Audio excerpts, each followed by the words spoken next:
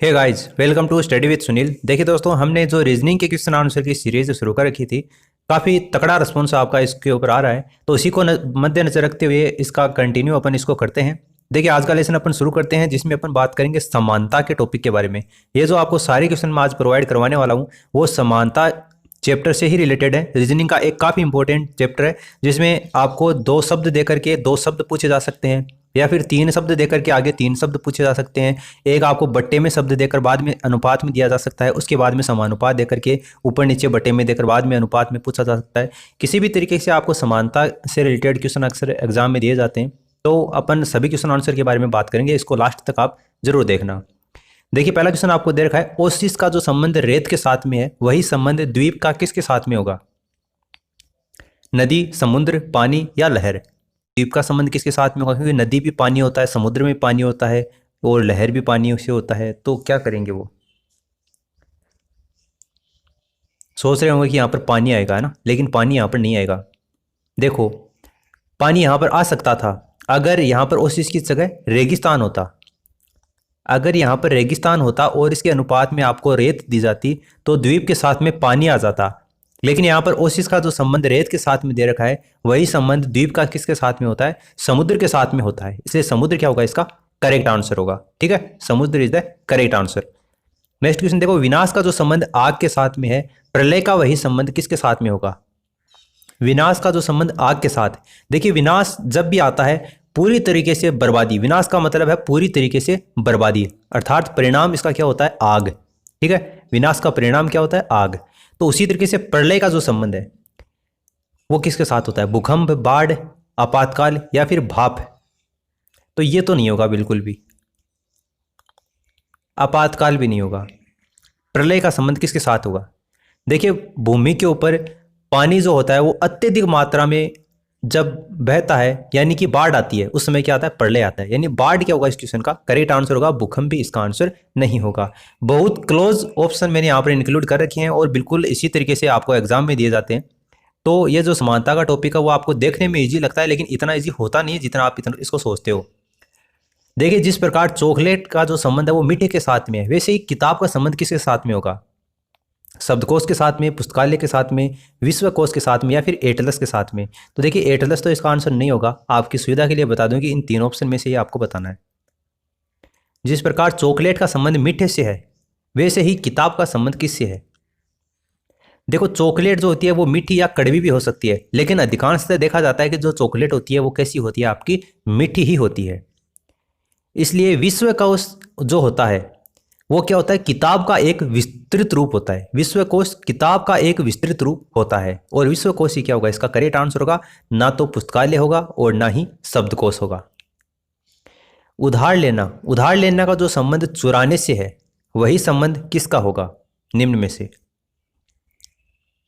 देखो, उधार लेना और चुराना, पहले इस चीज को समझो आप, तभी आप इनमें से कर पाओगे, वरना अगर आप इनको अच्छे से नहीं समझोगे तो नीचे वाले भी आपको समझ में नहीं आएंगे। उधार लेने का मतलब क्या हुआ? जब आप किसी की सहमति से कोई चीज़ लेते हैं, अरे किसी से पैसे उधार लेते हैं, किसी का लैपटॉप उधार लेते हैं या फिर किसी से कोई भी चीज़ उधार लेते हैं आप, तो कहने का मतलब है उसकी सहमति से लेते हैं।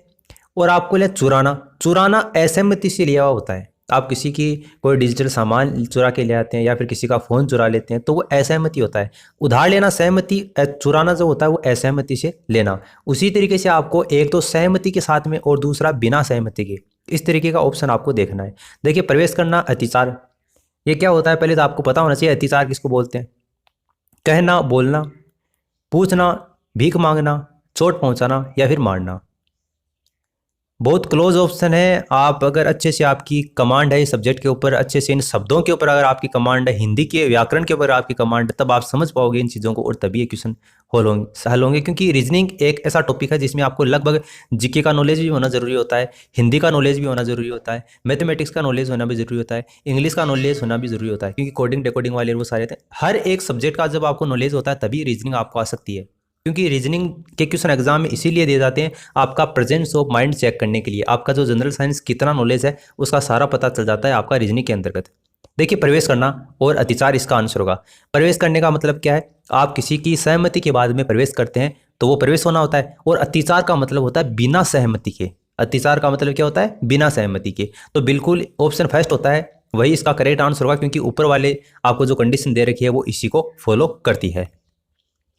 ठंडे का जो संबंध है वो जमा हुआ, वही संबंध आपको नीचे बताना है। ठंडे का जो संबंध है वो जमा हुआ, तो इस तरीके से आपको 4 ऑप्शन दे रखे हैं, इनमें से आंसर कौन सा होगा? देखो पहले ऊपर वाले को समझो, एक है ठंडा और एक है जमा हुआ। जमा हुआ यानी कि अत्यधिक ठंडा, ठंडा ठंडा है। जमा हुआ यानी कि अत्यधिक ठंडा, यानी कि जमा हुआ जो है ना वो ठंडे की चरम सीमा है। ये जो जमा हुआ है वो इस ठंडे की चरम सीमा है, यानी इससे ज़्यादा वो ठंडा नहीं हो सकता, क्योंकि वो जम ही गया, इससे ज़्यादा ठंडा क्या होगा? वही संबंध आपको नीचे देखना है। देखो धुंधला अंधकारमय, धुंधले का मतलब होता है कम दिखाई देना, अंधकारमय का मतलब होता है भयंकर रूप से धुंधला, यानी कि ये धुंधले की बिल्कुल चरम सीमा नहीं है, अपन इसको चरम सीमा नहीं बोल सकते। एक है तालाब और एक है प्लेसिड। तालाब क्या होता है? एक छोटी जो झील होती है उसको अपन तालाब बोलते हैं। प्लेसिड क्या होता है? पानी का एक ऐसा स्रोत जिसमें लहरों की कोई हलचल नहीं होती, उसको बोलते हैं प्लेसिड। यानी ये तालाब की कोई चरम सीमा नहीं है, ठीक है, चरम सीमा यहाँ पर ये नहीं है। एक है गुनगुना, एक है उष्ण। इसको देखो आप, गुनगुने का मतलब क्या होता है? थोड़ा गर्म, यानी थोड़ा गर्म है गुनगुना। उष्ण का मतलब क्या होता है? अत्यधिक गर्म। थोड़ा गर्म और अत्यधिक गर्म, यानी ये गुनगुने की चरम सीमा है, इससे ज़्यादा वो गुनगुना नहीं हो सकता। उसके बाद में तो वो उबलने लग जाएगा और उड़ने लग जाएगा। देखो कमी प्रचुर, कमी प्रचुर ये दोनों क्या है? आपस में अपोजिट है, तो ये तो वैसे ही होने से रहा। तो गुनगुना और उष्ण ये क्या होगा? इस क्वेश्चन का करेक्ट आंसर होगा, क्योंकि थोड़ा गर्म और अत्यधिक गर्म ये गुनगुने की क्या है? चरम सीमा है। तो ठंडा और जमा हुआ ये बिल्कुल इसी नियम को फॉलो करता है। नेक्स्ट देखो, संगीत का जो संबंध गिटार के साथ है वही बाद में अभिनेता के साथ में है, वैसे ही आपको बताना है। इस बार 3-3 शब्द दिए गए आपको, काफ़ी बढ़िया क्वेश्चन है। संगीत गिटार अभिनेता, पहले इसको समझो आप, संगीत गिटार और अभिनेता के बीच में क्या संबंध है? देखिए एक अभिनेता होता है वो अपने संगीत को गिटार से बजाता है, ठीक है, ये पहली चीज़ है, ये दूसरी चीज़ है, ये तीसरी चीज़ है। तीसरी चीज़ यानी कि जो अभिनेता है वो अपने संगीत को गिटार से बजाता है, कहने का मतलब है तीसरा जो पद है ना वो पहले को दूसरे के ऊपर बजा रहा है। तीसरा जो शब्द है ना, तीसरा, वो पहले को दूसरे के ऊपर बजा रहा है। वही ट्रिक आपको फॉलो करनी है नीचे। डांस धुन साधन, भोजन पाक विधि पकाना, मरीज दवाई डॉक्टर, ट्रिक रस्सी कलाबाज।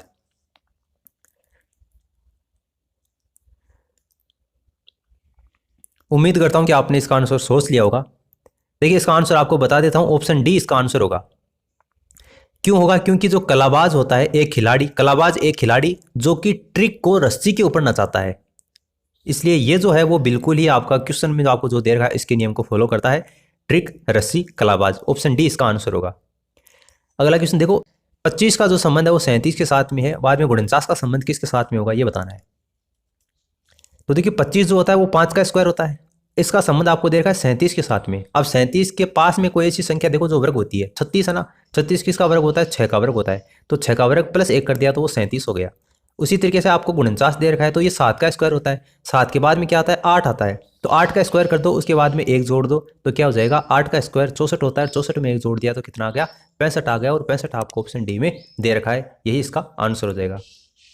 अगला क्वेश्चन देखो, 7:24, तो आपको समानुपात बताना है, आगे क्या आएगा?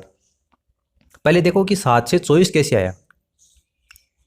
सर ये इसके 3 गुने के पास में, बिल्कुल है 3 गुने के पास में। देखिए 7 है उसका 3 गुना कर दो और उसमें 3 जोड़ दो तो कितना आ जाएगा? 24 आ जाएगा। कैसे आया? 7 या 21 हो गया और 21 में 3 जोड़े तो 24 आ गया। बस वही ट्रिक आपको फॉलो करनी है, 3 से गुणा करके 3 जोड़ना है और आगे आने वाली संख्या यहाँ पर आ जानी चाहिए। दोनों संख्या आपको नीचे दे रखी हैं, इनमें से आप रूल को फॉलो करो। देखिए 30 को अगर आप 3 से गुणा करते हैं 90 आता है, उसमें 3 जोड़ते हैं तो 93 आता है, 100 नहीं आता। वही देखो 23 है, 23 को 3 से गुणा करो, 69 हो गया, 69 में 3 जोड़ोगे तो कितना आ जाएगा? 72 आ जाएगा ना। इसका मतलब ये ट्रिक यहाँ पर लग गई और 23:72 क्या हो जाएगा? इस क्वेश्चन का करेक्ट आंसर हो जाएगा। आगे वाला देखो, 9, 15, 21, इनके बीच में एक संबंध है, वही संबंध आपको नीचे वाले ऑप्शन में से बताना है किसके बीच में होगा। 9, 15, 21, पहले तो आप देखो कि 9, 15, 21 के बीच में संबंध क्या है, तभी तो आप नीचे वाले हल कर पाओगे। तो 9, 15 और 21 के बीच में आपको ऐसा कौन सा संबंध दिखाई दे रहा है? देखो इसको ध्यान से देखोगे ना आप, तो इसको इस तरीके से देखो कि 21 है और 21 के अंतर्गत 9 जोड़ दिया, फिर 2 का भाग दे दिया। 21 में 9 जोड़ोगे तो कितना आएगा? 30 आएगा। 30 में 2 का भाग दोगे तो कितना आएगा? 15 आएगा। यानी कि पहली और तीसरी संख्या को जोड़ दिया और उसमें 2 का भाग दे दिया तो बीच वाली संख्या का मान आ गया। उस तरीके से देखो 31 14 का भाग ये नहीं होगा, 28 और 7 35 ये भी नहीं होगा, 25 और 5 30 10 ये भी नहीं होगा। ये देखो 12 और 4 कितने होते हैं? 16 होते हैं। 16 में 2 का भाग देते हो क्योंकि 20 वाली संख्या आती है, बिल्कुल आती है। 16 में 2 का भाग देते हैं तो 8 आता है, इसलिए ऑप्शन डी क्या हो जाएगा? इसका करेक्ट आंसर हो जाएगा। आगे वाला क्वेश्चन देखो, FJUL इसका जो संबंध है BOQQ के साथ में, वही संबंध आपको बताना है LHRS का किसके साथ में होगा। तो पहले तो आपको ये पता होना चाहिए पहले वाले में क्या संबंध है। देखो F है वो 6 पर आता है, J 10 पर आता है, U 21 पर और L 12 पर, B 2 पर, O 15 पर, Q का तरह 17 और Q का तरह 17। तो यहाँ पर तो माइनस का 4 कर दिया, यहाँ पर प्लस का 5 कर दिया, यहाँ पर माइनस का 4 और यहाँ पर प्लस का 5, यानी -4 + 5 -4 + 5 ये नियम यहाँ पर किया गया। तो L कितने पर आता है? 12 पर, 8 और 18 और 24 कर दो। -4 + 5 -4 करोगे तो कितना आएगा? 8 आएगा। 8 पर क्या आता है? H आता है। कर दो +5, 8 और 5 कितना होता है? 13 होता है। 13 पर M आता है। कर दो -4 कितना आएगा? 14 आएगा। 14 पर क्या आता है? N आता है। कर दो +5, 24 में +5 करना है। तो देखिए 24 में +5 करोगे तो 25 और 26 ABCD पूरी हो गई। 26 तक होते हैं लेटर, तो 25 और 26 जेड तक हो गया, 2 अक्षर तो आ गए। उसके बाद में फिर से ABCD शुरू कर दो, ABC 3 हो गए, 3 और 2 5 हो गए, C तक आकर रुक जाएगी। ठीक है, तो C पर आ जाएगा, यानी HMNC आपको ऑप्शन डी में दे रखा है। ये क्या हो जाएगा? इसका आंसर हो जाएगा। देखो नेक्स्ट क्वेश्चन आपको दे रखा है T/J अनुपात 2 समानुपात X/H अनुपात, आपको बताना है क्या आएगा।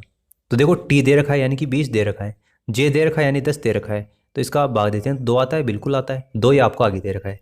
X है वो 24 नंबर पर होता है और H 8 पर होता है, इसमें भाग दोगे तो 3 आएगा, बिल्कुल आएगा। 3 आपको ऑप्शन में भी दे रखा है, तो ऑप्शन सेकंड क्या हो जाएगा? इसका आंसर हो जाएगा। तो उम्मीद करता हूं कि आपको इस वीडियो से कुछ ना कुछ जरूर नया जानने को मिला होगा। समानता से रिलेटेड जितने भी क्वेश्चन बनते हैं वो मैं आपको सारे करवा चुका हूं। यहीं पर आपको संख्या बदल बदल के आपको एग्जाम में पूछी जा सकती है। For the time being this is the complete analysis of the video and thanks for listening. As always, God bless you all.